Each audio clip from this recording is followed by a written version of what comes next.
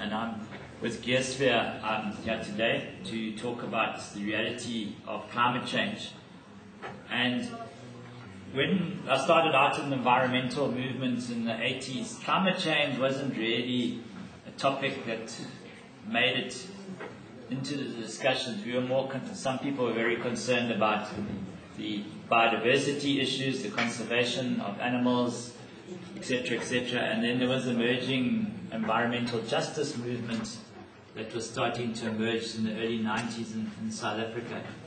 And it was only as it started picking up that the debate started in South Africa that today I don't think there's many people in South Africa that don't know about climate change. Even on the airline magazine flying up yesterday, there's an article on climate change in there. But for those people, and there are people who say there isn't such a thing as climate change, it's a natural occurrence. The process around this, you can go to this website and you can look it up there, and it gives you all the observations under the IPCC website, and it gives you the debate about climate change and all the agreements that have been signed, etc. But to also show you a little bit about it, what does it mean? The temperatures are going up on a global area, the sea level temperatures are going up, and in the northern hemisphere the snow cover is declining. Also in Africa, Kilimanjaro is going to be snowless in a few years' time. And for those of you that have braved the climb up there, you won't be seeing snow on the top or flying over it. Won't be seeing snow on the top for too much longer. Another thing of showing the trends of climate change is it's well documented. These are the predictions if we carry on. And again, the fossil fuel of getting around is one of the major causes of this. So we see this in the science that's been well documented. And these are the predictions around the temperature change. It's all written there, it's documented. And again, the impacts of this are put out there, that we're going to see more increased precipitation in the areas. We're going to see more intense droughts and longer droughts as well. Particularly in Africa, and where we already have the potential for droughts in the past, that's going to increase as well.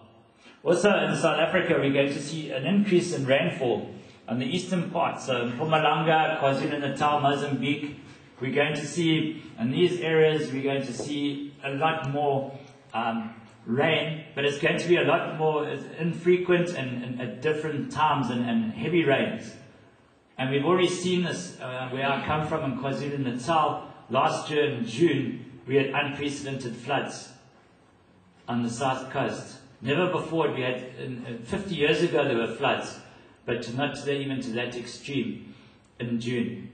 So again, we're seeing these rapid changes in climate.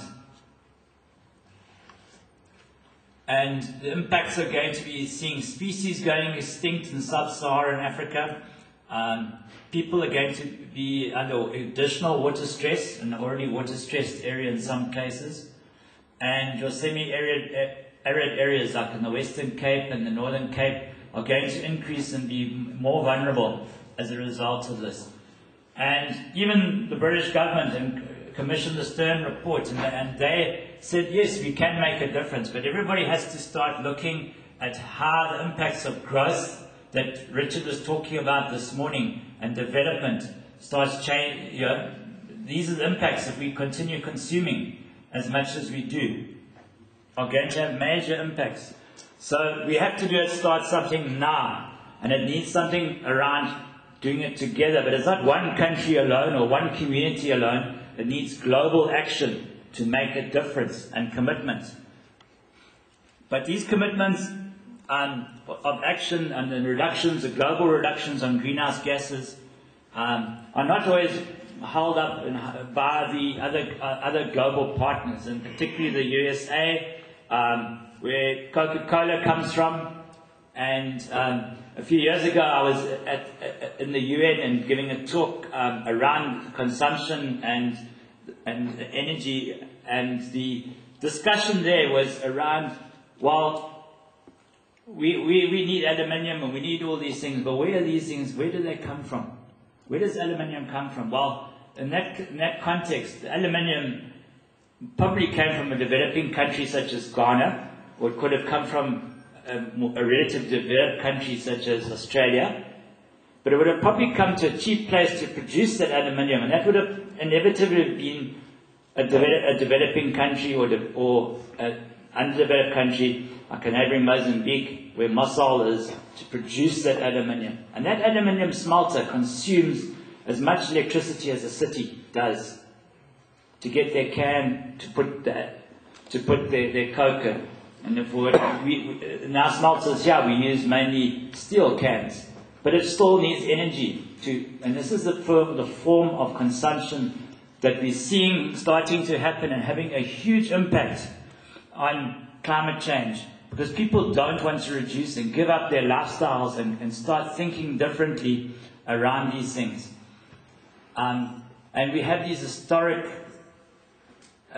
emissions. And these northern countries are not always willing to change. They say, well, the south must start changing their consumption patterns.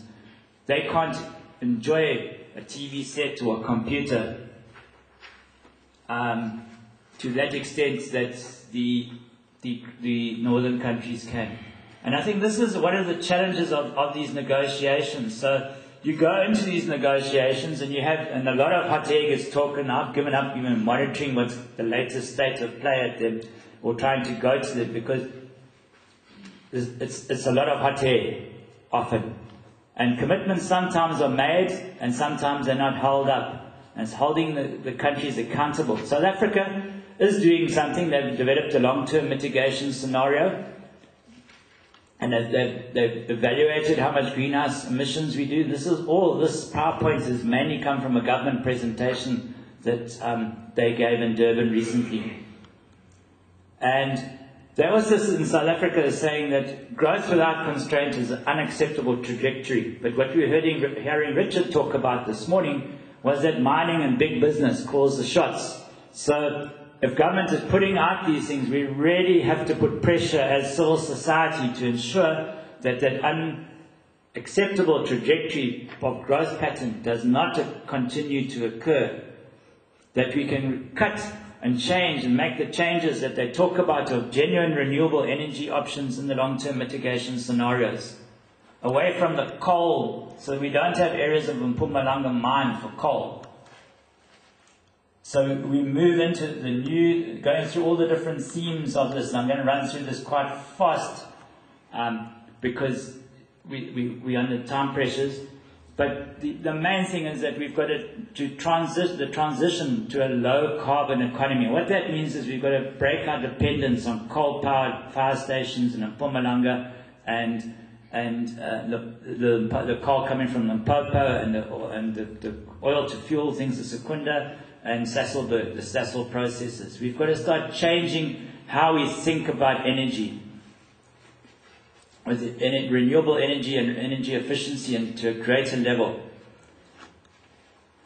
These were the areas of consensus in the South African process, but where they couldn't get divergence, and this is where the decision, where the blocks started coming in, was the right energy mix. Some people are saying, well, let's go nuclear. Nuclear is clean and green. It has no emissions, but it does. It is just as dangerous as coal in the long term. We've heard about the effects from Mariette about the uranium extraction and uranium mining. Well, there's many a miner around the world that's worked in a mining uranium mine that is suffering ill health.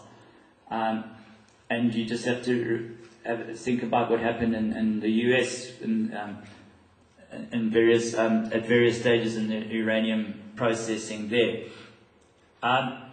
And the other area is the transparency in decision making. When the Eskom tariff comes out, it's almost fait accompli, and you can shout until you're blue in the face. It's not going to change. That decision has been made a long time ago.